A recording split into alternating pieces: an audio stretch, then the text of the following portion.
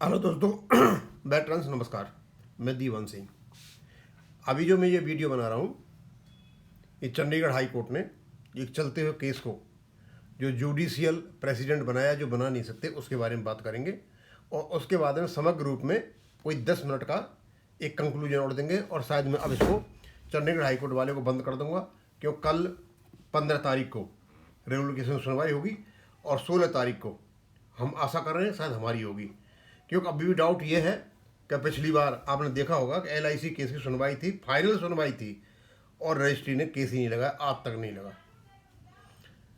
देखते हैं क्या होता है। वैसे हमारा तो पार्ट हर्ड है और पार्ट हर्ड केस तो लग जाना चाहिए, लेकिन होगा तभी जब लग जाएगा और सुनवाई शुरू हो जाएगी, तभी हम उसको मान के चलेंगे। अदरवाइज और तो सब उसके बाद स्पेकुलेशन से और कुछ नहीं है।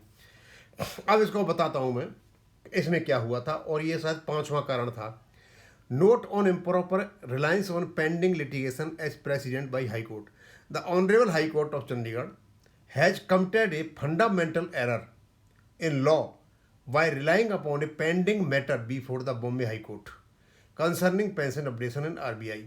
Such reliance is contrary to well-established principles governing judicial precedents.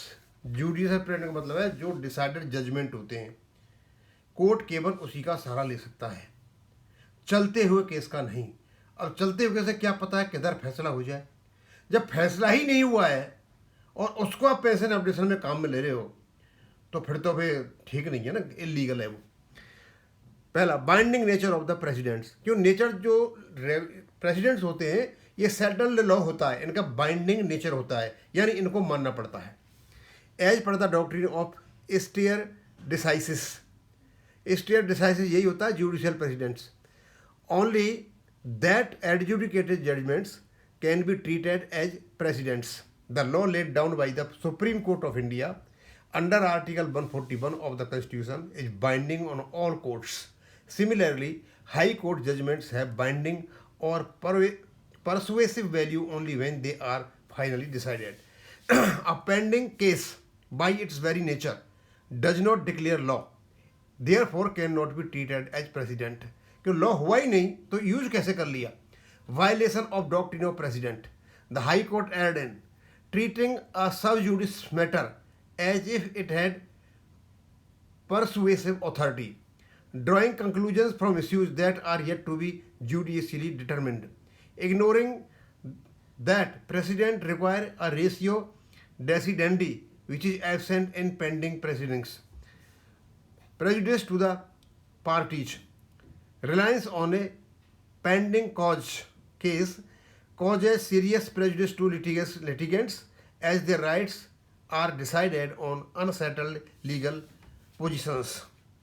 Leads to arbitrary adjudication, especially in crucial matters like pension updation, affecting vested rights. Conclusion: the Chandigarh High Court, by relying on a pending matter before the Bombay High Court, has violated the core principles of judicial precedents,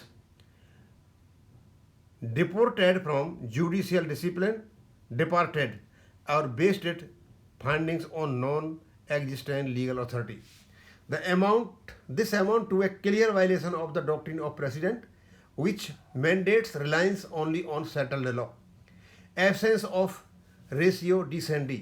A pending case does not yield a binding principle of law, any authoritative interpretation of statutory provisions. Thus, reliance on such a case is legally untenable because no ratio decidendi exists until final adjudication. Judicial discipline and certainty in law. Courts are expected to maintain judicial discipline and certainty by relying on a pending matter.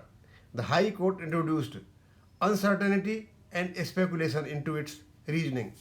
It's undermined consistency, which is the backbone of judicial decision making. Established judicial principle.